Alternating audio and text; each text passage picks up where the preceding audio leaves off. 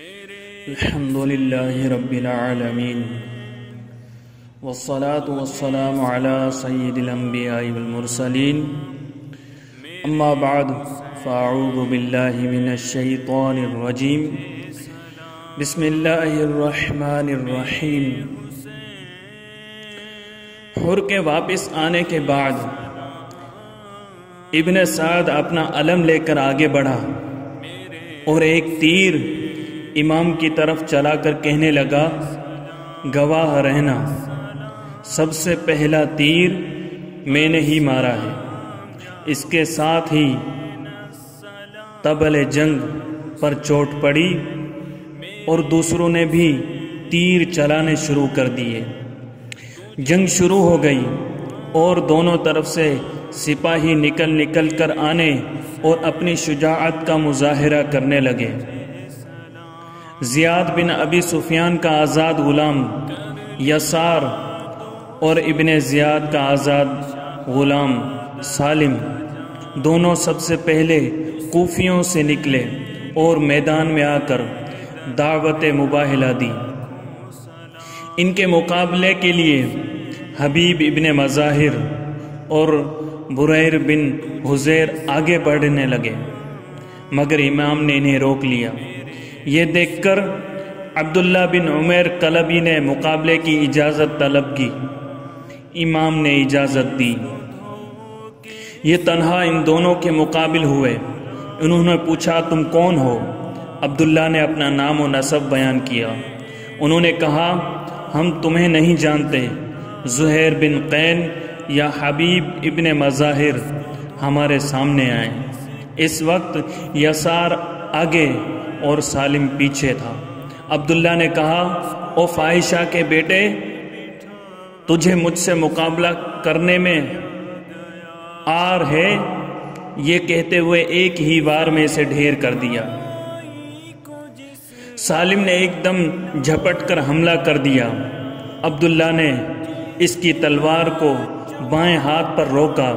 ان کی انگلیاں کٹ گئیں، مگر دائیں ہاتھ سے ان پر ایک ایسا وار کیا کہ سالم کو بھی مار گرایا اور یہ شعر پڑھے، اگر تم لوگ مجھے نہیں جانتے ہو تو میں خاندان کلب کا ایک فرزند ہوں۔ یہ میرا نسب ہے اور میرے لیے یہ کافی ہے کہ میرا گھر قبیلہ علیم میں ہے۔ میں بڑی قوت والا اور صاحب شمشیر براں ہوں اور سختی و مصیبت کے وقت بد دل اور عاجز نہیں ہوتا۔ اے وہب کی ماں، میں تیری اس بات کا ضامن ہوں کہ دشمنوں پر بڑی جرت اور دلیری کے ساتھ نیزہ و شمشیر کی ضرب لگاؤں گا، وہ ضرب جو رب تعالیٰ پر ایمان رکھنے والے بندے کی ضرب ہوتی ہے۔ عبداللہ کی بیوی ام وہب نے یہ سن کر ایک خیمے کی چوب ہاتھ میں لی اور آگے بڑھ کر کہا، میرے ماں باپ تم پر فدا، اولاد رسول صلی اللہ علیہ وسلم کی طرف سے لڑے جاؤ۔ عبداللہ نے انہیں عورتوں کے خیموں میں لوٹانا چاہا، لیکن انہوں نے انکار کیا اور کہا، میں تمہارا ساتھ نہ چھوڑوں گی، تمہارے ساتھ جان دے دوں گی۔ امام عالی مقام نے آواز دی، اللہ تعالیٰ تم دونوں کو اہل بیت کی طرف سے جزائے خیر عطا فرمائے۔ بی بی تم واپس آ جاؤ، عورتوں پر قتال واجب نہیں۔ آپ کے ارشاد پر وہ واپس آ گئیں۔ یہ بنی علیم میں سے ہیں۔ عبداللہ بن عمیر کلبی حال ہی میں کوفہ آئے تھے اور قبیلہ حمدان میں جعد کے کنویں کے پاس ایک مکان میں ٹھہرے ہوئے تھے۔ ان کی بیوی ام وہب جو خاندان نمیر بن فاسد سے تھی ان کے ساتھ تھیں۔ عبداللہ نے مقام نخلیہ میں ایک لشکر مع ساز و سامان کے دیکھ کر لوگوں سے پوچھا، یہ لشکر کہاں جا رہا ہے؟ کسی نے ان سے کہا کہ فاطمہ بنت رسول اللہ کے فرزند حسین کے ساتھ جنگ کرنے کے لیے۔ عبداللہ فرماتے ہیں خدا کی قسم میں یہ آرزو رکھتا تھا کہ کبھی مجھے مشرکین سے جہاد کا موقع ملے۔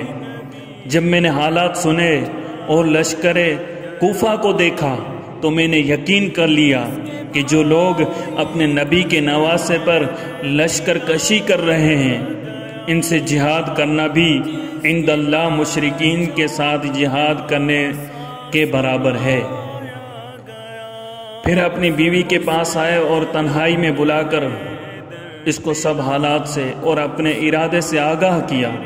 بیوی نے کہا تمہارا ارادہ بہت اچھا ہے، اللہ تمہاری بہترین تمنا اور آرزو کو پورا کرے، چلو مجھے بھی اپنے ساتھ لے چلو۔ عبداللہ بیوی کو ساتھ لے کر رات ہی رات میں چل کر لشکر امام میں پہنچ گئے۔ انہی کو یہ شرف حاصل ہوا کہ امام کے پہلے جانثار سپاہی کی حیثیت میں نکل کر سالم اور یسار کو موت کے گھاٹ اتارا۔ سالم اور یسار کے قتل کے بعد عمر بن حجاج جو یزیدی لشکر کے میمنہ پر رئیس تھا اپنے دستے کو لے کر امام کی طرف بڑھا۔ جانثارہ نے امام پاؤں ٹیک کر سینہ سپر ہو گئے اور تیروں کے وار سے کوفیوں کے گھوڑوں کے منہ پھیر دیے۔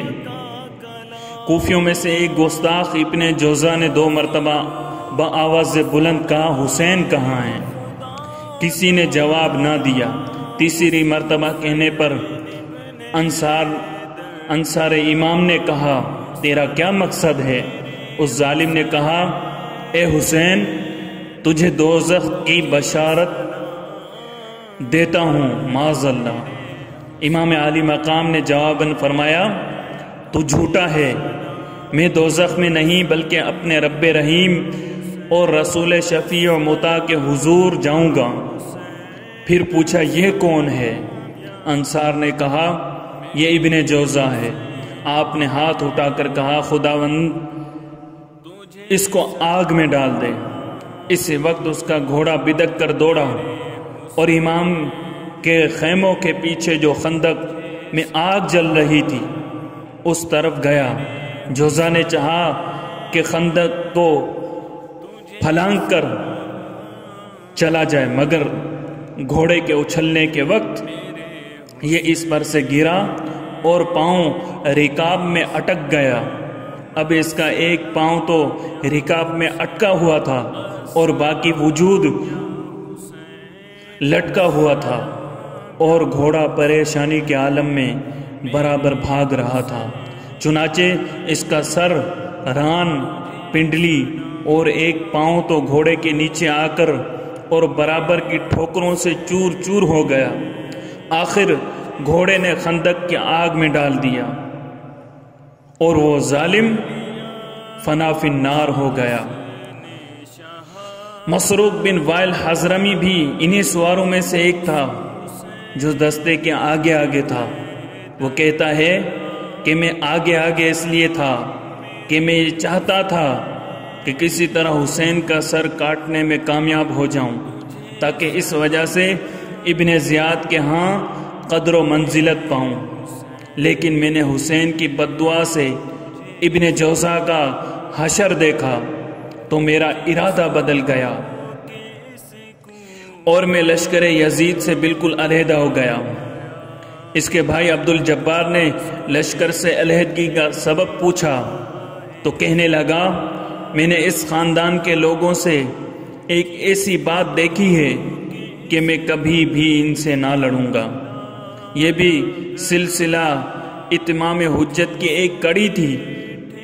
امام عالی مقام کو یہ دکھانا تھا کہ اگر میری مقبولیت میں کچھ شبہ ہے تو آنکھ رکھتے ہو تو دیکھ لو، ادھر زبان سے نکلتا ہے اور ادھر ہو جاتا ہے۔ اب سوچ لو کہ ایسے مقبول اور مستجاب الدعوات کے ساتھ لڑنے اور اس کو ستانے کا انجام کتنا سخت ہوگا۔ اب بھی موقع ہے، باز آ جاؤ۔ مگر وہ بدبخت جن کو مردار دنیا کی حرص و طمع نے اندھا و بہرا بنا دیا تھا، ان پر کوئی اثر نہ ہوا۔ اس کے بعد کوفی لشکر سے یزید بن معقل نکلا اور لشکر امام سے بریر بن حزیر نکلے۔ یزید نے کہا، بریر، تم نے دیکھ لیا کہ خدا نے تمہارے ساتھ کیا سلوک کیا؟ بریر نے کہا، خدا کی قسم، خدا نے میرے ساتھ بھلائی کی اور تیرے ساتھ برائی۔ یزید بولا، تم نے جھوٹ کہا، حالانکہ آج سے بیشتر تم نے کبھی جھوٹ نہیں بولا تھا، اور میں تمہیں بتا دیتا ہوں کہ آج تم گمراہوں میں سے ہو۔ بریر نے کہا، آؤ پہلے مباہلہ کریں اور خدا تعالی سے دعا مانگیں کہ وہ جھوٹے پر لعنت کرے اور گمراہ کو قتل کرے، اس کے بعد ہم دونوں لڑیں، ابھی پتہ چل جائے گا کہ کون گمراہ ہے۔ چنانچہ دونوں نے دعا کی کہ اللہ جھوٹے پر لعنت کرے اور جو حق پر ہو وہ گمراہ کو قتل کرے۔ پھر دونوں نے تلواریں نکالی اور لڑنے لگے۔ یزید نے بریر پر وار کیا، وہ خالی گیا، مگر بریر نے جواب میں ایسی کاری ضرب لگائی کہ تلوار یزید کی خود کو کاٹتی ہوئی دماغ تک پہنچ گئی۔ وہ گر پڑا اور تلوار اس کے سر میں اٹک گئی۔ بریر تلوار کو کھینچ رہے تھے کہ رضی بن منقذ عبدی بریر سے لپٹ گیا۔ کچھ دیر تک دونوں میں کشتی ہوتی رہی۔ آخر بریر نے رضی کو نیچے گرا دیا اور اس کے سینے پر سوار ہو گئے۔ رضی چلایا، مقابلہ کرنے والے اور بچانے والے کہاں ہیں؟ مجھے آ کر بچاتے کیوں نہیں؟ رضی کے چلانے پر کعب ابن جابر ازی نے بریر پر نیزے کا وار کیا۔ نیزہ اس کی پشت میں پیوست ہو گیا۔ ابھی نیزہ ان کی پشت میں پیوست ہی تھا، وہ رضی کے سینے سے اٹھ رہے تھے کہ کعب نے دوسرا وار کر کے ان کو شہید کر دیا۔ یہ کعب جب واپس گھر کو گیا تو اس کی بہن نوار بنت جابر نے کہا، تو نے فرزند فاطمہ بنت رسول اللہ کے دشمنوں کی مدد کی اور قاریوں کے سردار بریر کو قتل کیا، اس لیے خدا کی قسم میں تجھ سے کبھی بات نہ کروں گی۔ حضرت بریر کے بعد حضرت عمر بن قرظہ انصاری یہ شعر پڑھتے ہوئے آگے بڑھے، بے شک انصار کے شہسوار جانتے ہیں کہ میں اس بزرگ کی حمایت میں لڑ رہا ہوں جس کی حمایت و حفاظت ضروری ہے۔ یہ خوب لڑے اور داد شجاعت دیتے ہوئے شہید ہو گئے۔ ان کا بھائی علی بن قرظہ ابن سعد کے ساتھ تھا۔ اس ظالم نے اپنے بھائی کو خاک و خون میں غلطاں دیکھ کر پکارا، اے حسین، اے کذاب ابن کذاب، تو نے میرے بھائی کو گمراہ کیا اور دھوکہ دے کر قتل کرا دیا۔ معاذ اللہ۔ آپ نے جواب دیا، خدا نے تیرے بھائی کو گمراہ نہیں کیا بلکہ اسے ہدایت دی اور تجھے گمراہ کر دیا۔ یہ جواب سن کر کہنے لگا، اگر میں تم کو قتل نہ کروں تو اللہ مجھے قتل کرے۔ یہ کہہ کر آپ پر ٹوٹ پڑا۔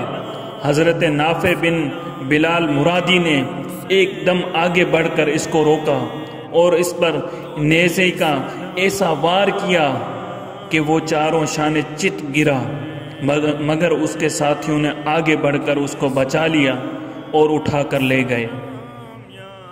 اس کے بعد امام پاک کی طرف سے حر بن یزید نکلے۔ ان کے مقابلے میں یزید بن سفیان آیا۔ حر نے ایک ہی بار میں اس کو موت کی نیند سلا دیا۔ حر کے بعد نافع بن ہلال آگے بڑھے۔ ان کے مقابلے میں مزاحم بن حارث آیا۔ نافع نے اسے بھی تڑپا کے رکھ دیا۔ ابھی تک لڑائی اس انداز سے ہو رہی تھی کہ فریقین کی طرف سے ایک ایک جوان میدان میں آ رہا تھا، لیکن کوفی لشکر سے جو بھی آیا وہ بچ کر جانے نہ پایا۔ یہ کیفیت دیکھ کر عمر بن حجاج چلایا، بے وقوف کوفیوں، تمہیں نہیں معلوم تم کن لوگوں سے لڑ رہے ہو؟ یہ سب موت کو جان سے زیادہ عزیز رکھتے ہیں، لہٰذا ایک ایک کر کے ان کے مقابلے میں ہرگز نہ جاؤ۔ یہ مٹھی بھر لوگ ہیں، تم تو ان کو صرف پتھر مار مار کے بھی ختم کر سکتے ہو۔ اے کوفیوں، اطاعت اور جماعت کو لازم پکڑ لو، اور اس شخص حسین کے قتل میں کوئی شک و شبہ اور تردد نہ کرو جس نے امام یزید کی مخالفت کی ہے اور دین کو چھوڑ دیا ہے۔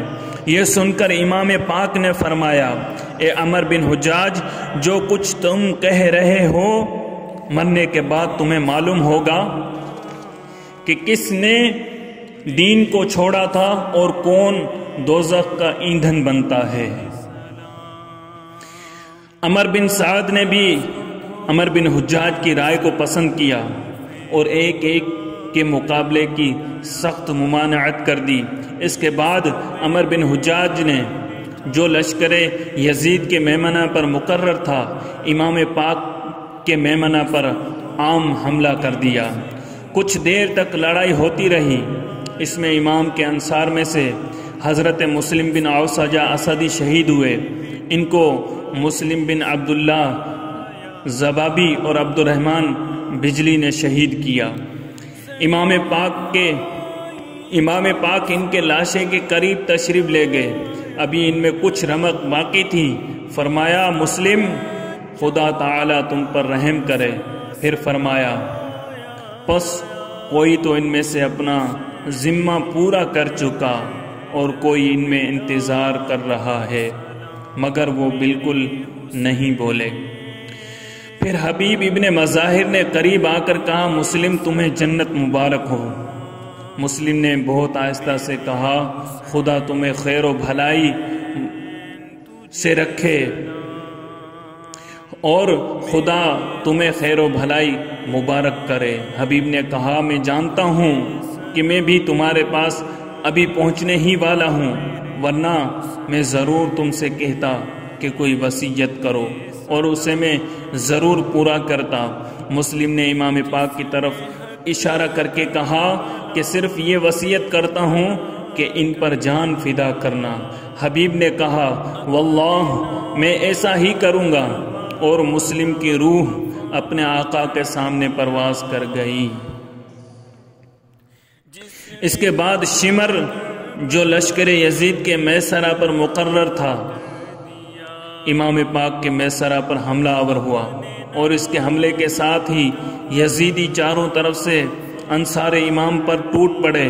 بڑا زبردست مقابلہ ہوا۔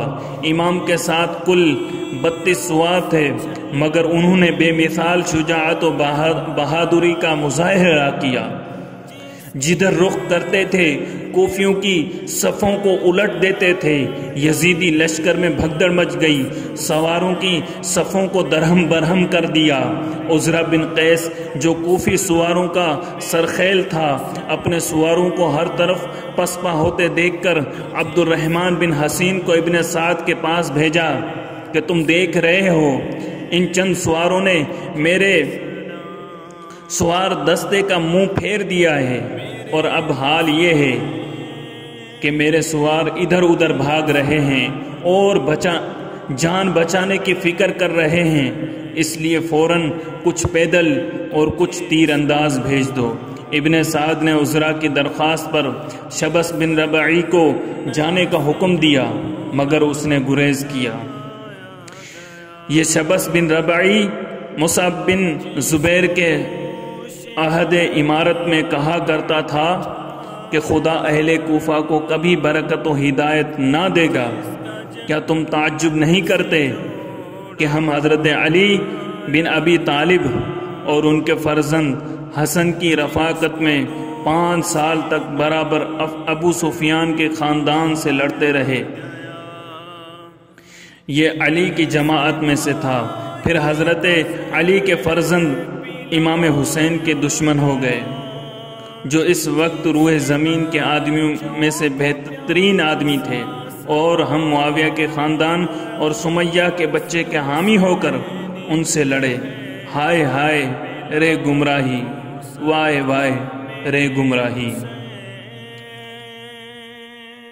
پھر اس نے حسین بن نمیر تمیمی کو بلایا اور اس کے ساتھ تمام زیرہ پوش سواروں اور 500 تیر اندازوں کو بھیجا۔ انہوں نے انصار امام کے پاس پہنچ کر تیروں کی بارش کر دی، اور تھوڑی دیر میں انصار امام کے تمام گھوڑوں کو زخمی و بیکار کر دیا۔ امام کے ان جانثاروں کے پائے استقلال میں کوئی کمی نہ آئی، اور گھوڑوں سے اتر پڑے، اور بڑی دیر تک پا پیادہ ہی اس بہادری و بے جگری کے ساتھ لڑتے رہے کہ کوفیوں کے دانت کھٹے کر دیے۔ ایوب بن مشہر خیوانی کہا کرتا تھا کہ خدا کی قسم، حر بن یزید کے گھوڑے کو میرا تیر لگا جو اس کے حلق میں اتر گیا، بس وہ ڈگمگایا اور گر گیا، اور حر اس کی پشت پر سے شیر کی طرح کود کر میدان میں آ گئے، اور تلوار کھینچ کر یہ شعر پڑھا: اگر تم نے میرے گھوڑے کو زخمی و بیکار کر دیا تو کیا ہوا، میں ابن حر اور شیر ببر سے زیادہ بہادر اور شریف ہوں۔ اور اسی کا یہ بھی کہنا ہے کہ میں نے حر کی طرح کسی کو تیغ زنی کرتے ہوئے نہیں دیکھا۔ دیکھنے والوں کا کہنا ہے کہ ایسی شدید جنگ کہیں نہیں ہوئی جیسی کربلا کے میدان میں ہوئی۔ امام پاک نے اپنے خیموں کو اس ترتیب سے لگایا اور آپس میں باندھ دیا تھا کہ کوئی کوفی ایک رخ کے سوا کسی اور طرف سے حملہ نہیں کر سکتے تھے۔ یہ دیکھ کر ابن سعد نے حکم دیا کہ خیمے اکھاڑ دیے جائیں تاکہ ہر طرف سے حملہ ہو سکے۔ چنانچہ کوفی جب خیمے اکھاڑنے کے لیے آگے بڑھے تو امام پاک کے چند جانثار خیموں کے اندر آ گئے، اور خیموں کی طرف آنے والوں اور اکھیڑنے اور لوٹ مار کرنے والوں کو آڑ سے تلواروں اور تیروں سے ہلاک کرنے لگے۔ ابن سعد نے اس صورت میں بھی اپنے سپاہیوں کا نقصان اور ناکامی دیکھی تو حکم دیا کہ خیموں کو جلا دو۔ چنانچہ خیموں کو آگ لگا دی گئی اور وہ جلنے لگے۔ امام پاک نے دیکھا تو فرمایا ان کو جلانے دو، اس صورت میں بھی یہ چاروں طرف سے حملہ نہیں کر سکیں گے، کیونکہ پہلے تو خیمے حائل تھے، اب آگ حائل ہے۔ چنانچہ ایسا ہی ہوا کہ وہ آگ کے حائل ہونے کی وجہ سے پشت کی طرف سے حملہ نہ کر سکے۔ شمر لعین نے خاص آگ کے خیمے میں جو ان خیموں سے الگ تھا اور جس میں عورتیں اور بچے تھے نیزہ مار کر ساتھیوں سے کہا: آگ لاؤ، میں اس خیمے کو اور جو اس کے اندر ہیں ان کو سب کو جلا دوں۔ بیویوں نے سنا تو وہ چلاتی ہوئی خیمے سے باہر آئیں۔ امام پاک نے دیکھا تو پکار کر کہا: او شمر، تو میرے اہل بیت کو آگ میں جلانا چاہتا ہے، خدا تجھے جہنم کی آگ میں جلائے۔ شمر کے ساتھیوں میں سے حمید بن مسلم اور شبس بن ربعی نے روکا اور غیرت دلائی کہ تیرے جیسے بہادر کا عورتوں کے ساتھ ایسا سلوک کرنا نہایت شرمناک ہے۔ خدا کی قسم، تمہارا صرف مردوں کو قتل کر دینا بھی تمہارے امیر کو خوش کرنے کے لیے کافی ہے۔ شمر اپنے ارادے سے باز آ کر لوٹا۔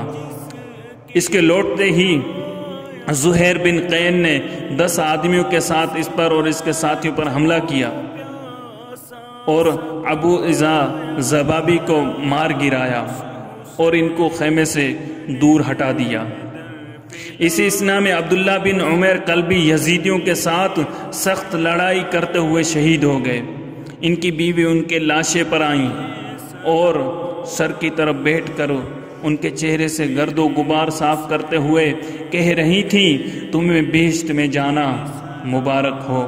شمر لعین یہ جملہ سن کر کھول گیا اور اس نے اپنے غلام رستم سے کہا: اس کے سر پر زور سے لوہے کا ڈنڈا مار۔ جو ہی اس نے مارا اس بی بی کا سر پاش پاش ہو گیا اور وہ اسی وقت ہی اپنے شوہر کے پاس بہشت بری میں پہنچ گئیں۔ بہاروں پر ہیں آج آرائشیں گلزار جنت کی، سواری آنے والی ہے شہیدان محبت کی۔ جنگ کا طول کھینچنا کوفیوں کے لیے کافی پریشان کن تھا۔ وہ چاہتے تھے کہ جس قدر جلد ہو سکے اسے ختم کریں اور ان چند افراد کو ہلاک کر دیں۔ امام پاک کے ساتھ چند جانثاران تھے، ان میں سے جب کوئی شہید ہو جاتا تو نمایاں کمی محسوس ہوتی تھی۔ اس کے مقابلے میں کوفیوں کا لشکر کثیر تھا، اس کے چند افراد کے قتل ہونے سے کوئی فرق نظر نہ آتا تھا۔ یہ صورتحال دیکھ کر ابو ثمامہ عمر بن عبداللہ سعیدی نے بارگاہ امام پاک میں عرض کیا، میری جان آپ پر فدا ہو، یہ لوگ آپ کے بہت قریب آتے جاتے ہیں اور میں نہیں دیکھ سکتا کہ میرے سامنے آپ کو کوئی نقصان پہنچے، اس لیے میں چاہتا ہوں کہ آپ کے سامنے پہلے میں جان دوں، اور میں نے ابھی نماز نہیں پڑھی اور چاہتا ہوں کہ نماز پڑھ کر اپنے رب سے ملاقات کروں۔ امام پاک نے سر اٹھا کر فرمایا، تم نے اس وقت نماز کو یاد کیا ہے، اللہ تعالیٰ تمہیں نمازیوں اور اپنے یاد کرنے والوں میں داخل فرمائے۔ ہاں اب نماز کا وقت ہے، ان لوگوں سے کہو کہ ہمیں نماز پڑھنے کی مہلت دیں۔ اس پر حسین بن نمیر نے بلند آواز سے کہا، تمہاری نماز قبول نہ ہوگی۔ حبیب ابن مظاہر نے جواب دیا، او گدھے، تو سمجھتا ہے کہ آل رسول کی نماز قبول نہ ہوگی اور تیری قبول ہوگی؟ یہ سن کر حسین کو سخت تیش آیا، اس نے حبیب پر حملہ کر دیا۔ حبیب نے فوراً آگے بڑھ کر اس کے گھوڑے کے منہ پر تلوار کا ایسا وار کیا کہ وہ آگے کے دونوں پاؤں اٹھا کر کھڑا ہو گیا اور حسین اس کی پیٹھ سے نیچے گرا، لیکن اس کے ساتھیوں نے دوڑ کر اسے بچا لیا۔ حبیب نے یہ رجز پڑھا، میں حبیب ابن مظاہر ہوں، شہ سوار، بہادر اور میدان جنگ میں لڑائی سے آگ بھڑکا دینے والا۔ تم تعداد میں تو ہم سے بہت زیادہ ہو، لیکن ہم وفاداری اور صبر و استقامت میں تم سے بڑھ کر ہیں، اور ہم دلیل و حجت میں بہت بلند اور غالب ہیں، اور حقیقت میں تم سے زیادہ متقی، اور ہمارا عذر تم پر غالب ہے۔ کچھ دیر تک سخت لڑائی اور شمشیر زنی کی۔ بنو تمیم کے ایک شخص بدیل بن سریم کو قتل کیا، لیکن مقابلہ امواہ کثیر تھا، تنے تنہا کب تک لڑ سکتے تھے۔ ایک تمیمی نے آپ پر نیزے کا سخت وار کیا، جس سے آپ گر گئے۔ ابھی اٹھ ہی رہے تھے کہ حسین بن نمیر نے آپ کے سر پر تلوار ماری، آپ پھر گر گئے اور تمیمی نے آگے بڑھ کر آپ کا سر کاٹ دیا۔ حبیب کی شہادت سے امام پاک کا ایک قوی بازو ٹوٹ گیا۔ اس بہادر جانثار ساتھی کے جدا ہو جانے سے آپ بہت شکستہ خاطر ہوئے۔ آپ نے فرمایا، میں خدا تعالیٰ کے پاس اپنا اور اپنے حامیوں کا احتساب کروں گا۔ حر بن یزید نے جب اپنے آقا کو پرملال دیکھا تو یہ رجز پڑھتے ہوئے آگے بڑھے۔ مشہور جانثار زہیر بن قین بھی ان کے ساتھ ہو گئے اور وہ یہ پڑھ رہے تھے، میں زہیر ہوں اور میں قین کا بیٹا ہوں، اور میں ان دشمنوں کو اپنی تلوار کے ساتھ حضرت حسین سے دفع کروں گا۔ ان دونوں نے بڑی بہادری اور شجاعت کے جوہر دکھائے، لیکن یہ بھی کب تک لڑتے آخر کوفی پیادوں کے جم غفیر نے ہور پر سخت حملہ کر کے ان کو بھی شہید کر دیا۔ ابو ثمامہ ساعدی آگے بڑھے اور انہوں نے اپنے چچا زاد بھائی کو جو کوفیوں کے ساتھ تھا قتل کیا۔ امام پاک نے صلاۃ خوف ادا فرمائی۔ اس کے بعد پھر ایسی شدت کے ساتھ لڑائی ہوئی کہ کربلا کی زمین لرز اٹھی۔ دشمنوں کا ہجوم بڑھتے بڑھتے امام کے قریب پہنچ گیا اور انہوں نے آپ پر تیروں کی بارش کر دی۔ آپ کے ایک جانثار حنفی آپ کے آگے آ کر کھڑے ہو گئے اور آنے والے تمام تیروں کو اپنے سینے پر روکا اور ایک تیر بھی آپ تک نہیں جانے دیا۔ لیکن ایک انسان کب تک مسلسل آنے والے تیروں کا ہدف بن سکتا تھا؟ آخر سینہ چھلنی کرا کے یہ بھی امام پاک کے قدموں پر گرا اور آپ پر جان فدا کر دی۔ ان کے بعد نافع بن ہلال بجلی کی باری آئی۔ اس بہادر نے 12 کوفیوں کو قتل کیا اور بہت سے زخمی بھی کیے۔ آخر دشمنوں نے مل کر ان پر ایسا سخت وار کیا کہ ان کے دونوں بازوں کاٹ دیے اور زندہ پکڑ کر کھینچتے ہوئے ابن سعد کے پاس لے گئے۔ ان کے چہرے پر سے خون بہہ رہا تھا اور کہہ رہے تھے، میں نے زخمیوں کے علاوہ تمہارے 12 آدمیوں کو قتل کیا ہے۔ اگر میرے بازو نہ کٹتے تو تم مجھے اسیر نہیں کر سکتے تھے۔ ابن سعد نے کہا، نافع تم نے اپنی جان پر ظلم کیا۔ نافع نے کہا، خدا خوب جانتا ہے جو کچھ میں نے کیا ہے۔ شمر نے ابن سعد سے کہا، خدا آپ کو سلامت رکھے، اسے قتل کیجئے۔ ابن سعد نے کہا، تو ہی اس کو لے کر آیا ہے، تو ہی قتل کر۔ شمر نے ان کے قتل کے لیے تلوار اٹھائی تو نافع نے کہا، واللہ اگر تم مسلمان ہوتے تو ہمارا خون اپنی گردن پر لے کر تمہیں اللہ کے سامنے جانا ضرور شاق ہوتا۔ اللہ کا شکر ہے جس نے ہماری موت بدترین خلائق کے ہاتھوں مقدر فرمائی۔ شمر نے ان کو شہید کر دیا۔ پھر شمر لعین ایک بڑی تعداد کے ساتھ رجز پڑھتا ہوا اور فخر و غرور کے کلمات کہتا ہوا امام پاک کی طرف بڑھا۔ امام پاک کے ساتھ جو صرف چند جان نثار باقی تھے، انہوں نے دیکھا کہ اس کی کثیر لشکر کے مقابلے میں زیادہ دیر تک نہیں ٹھہر سکتے، تو انہوں نے طے کر لیا کہ امام پاک پر کسی نازک وقت کے آنے سے پہلے سب کے سب آپ پر اپنی جانیں قربان کر دیں۔ چنانچہ سب پروانے ایک ایک کر کے شمع امامت پر نثار ہونے لگے۔ سب سے پہلے عبداللہ اور عبد الرحمن بن عزرہ غفاری آپ کے سامنے کھڑے ہو کر دشمن سے لڑنے لگے۔ ان کے بعد 2 نوجوان سیف بن حارث اور مالک بن عبد جو آپس میں چچا زاد بھائی مگر ایک ہی ماں کے فرزند تھے، اس طرح میدان کی طرف بڑھے کہ آنکھوں سے آنسو جاری تھے۔ امام پاک نے انہیں روتا دیکھ کر پوچھا، اے میرے بھائی کے فرزندوں، روتے کیوں ہو؟ خدا کی قسم ابھی تھوڑی دیر کے بعد تم خوش اور میری آنکھوں کی ٹھنڈک ہوگے۔ انہوں نے عرض کیا، ہم آپ پر فدا ہوں، ہم اپنی جان کے لیے نہیں روتے بلکہ آپ کے لیے روتے ہیں، کیونکہ ہم دیکھ رہے ہیں کہ دشمنوں نے آپ کو ہر طرف سے گھیر لیا ہے اور ہم ان کو دفع کرنے کی طاقت نہیں رکھتے۔ آپ نے فرمایا، اے فرزندو، واللہ تمہیں متقیوں کی سی احسن جزا اللہ تعالیٰ عطا فرمائے۔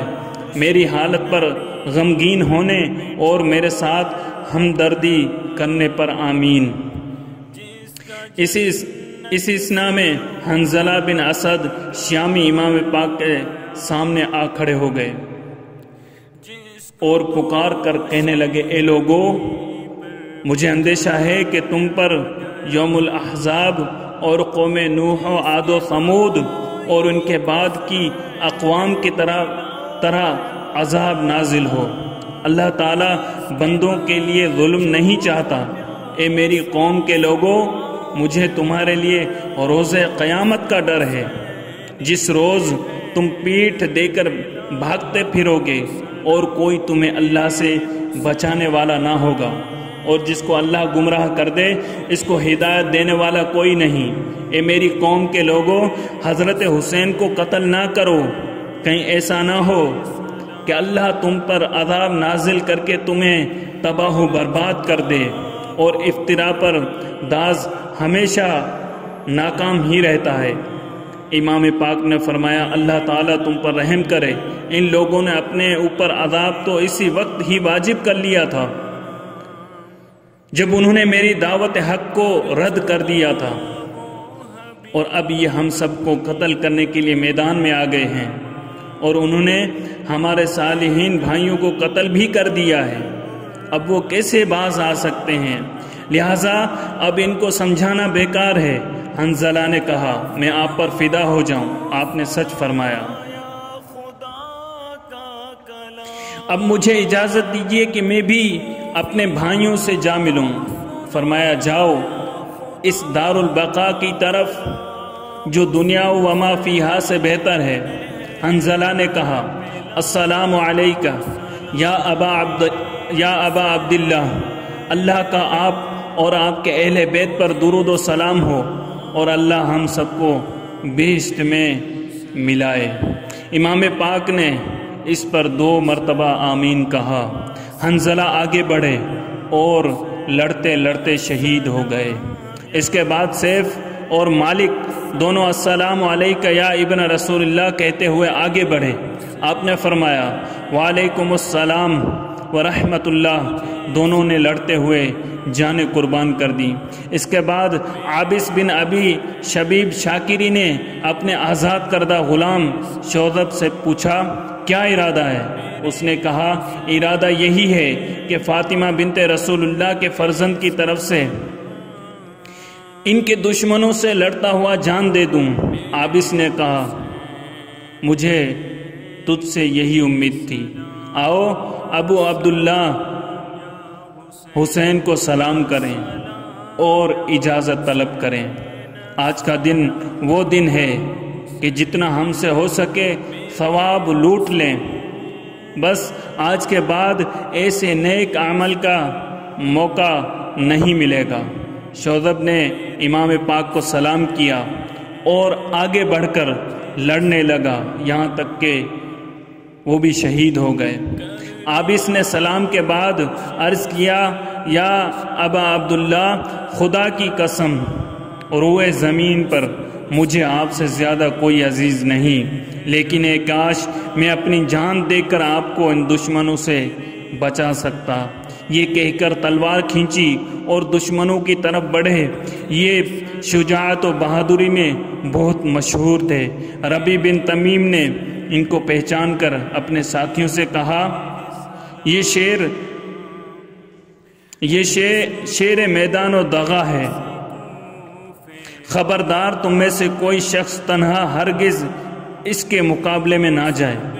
عابس نے پکارا ہے کوئی جو میرے مقابلے میں آئے؟ کسی کی ہمت نہ پڑتی تھی۔ ابن سعد نے کہا سب مل کر اس پر سنگ باری کر دو۔ چنانچہ چاروں طرف سے پتھر آنے لگے۔ عابس نے ان کی یہ بزدلی دیکھی تو اپنی زرہ اور خود اتار کر پھینک دی اور ان پر ٹوٹ پڑے۔ وہ سب بھاگے اور یہ ان کو مارتے ہوئے ان کی صفوں میں گھستے چلے گئے اور ایک ہلچل برپا کر دی۔ عابس اگرچہ بہت بہادر اور شجاع تھے، لیکن تنہا ہزاروں کا مقابلہ کب تک کر سکتے تھے؟ آخر دشمنوں نے ان کو گھیرے میں لے لیا اور چاروں طرف سے ان پر حملہ کر کے ان کو شہید کر دیا۔ ابو شعفہ یزید بن زیاد کندی پہلے ابن سعد کے لشکر میں تھے، مگر جب انہوں نے دیکھا کہ یزیدیوں نے امام پاک کی پیش کردہ سب شرطیں رد کر دی ہیں تو یہ لشکر یزید سے نکل کر امام پاک کے انصار میں شامل ہو گئے تھے۔ بڑے تیر انداز تھے، امام پاک کے آگے آئے اور دونوں زانوں ٹیک کر کھڑے ہو گئے اور یہ شعر پڑھے: میں یزید ہوں اور میرا باپ محاصر ہے، میں شیر بے شے شجاعت ہوں، خدا وندہ میں حسین کا مددگار ہوں اور ابن سعد کو چھوڑنے والا اور اس سے دوری اختیار کرنے والا ہوں۔ پھر پے در پہ دشمنوں کی طرف 100 تیر چلائے، جن میں سے صرف 5 تیر خطا ہوئے۔ علاوہ ازیں 5 آدمیوں کو پہلے قتل کر چکے تھے، آخر یہ بھی میدان میں لڑتے ہوئے شہید ہو گئے۔ اسی طرح عمر بن خالد، جبار بن حارث، سعد، مجمع بن عبداللہ بھی ایک ایک کر کے فدا ہو گئے۔ صرف ایک سوید بن ابی مطع خثعمی باقی رہ گئے تھے۔ جانثارانہ امام نے جس صبر و استقلال، شجاعت و بہادری اور جانثاری کا مظاہرہ کیا، اس کی مثال نہیں ملتی۔ اس چھوٹے سے لشکر پر مصائب کے پہاڑ ٹوٹے، ظلم و ستم کے طوفان برپا ہوئے، مگر کسی نے بھی ہمت نہ ہاری، حمایت حق سے منہ نہ موڑا، اور کسی نے بھی اپنی جان کو عزیز نہ رکھا، بلکہ سب نے اپنی جانوں کو پروانہ وار شمع امامت پر قربان کر دیا اور فردوس بری کو جا پہنچے۔ اس کے ہر قطرے سے پیدا ہو گئی دنیا نو۔ کون کہتا ہے شہیدوں کا لہو ناکارہ ہے، ابر رحمت ان کے مرقد پر گہر باری کرے، حشر میں شان کریمی ناز برداری کرے۔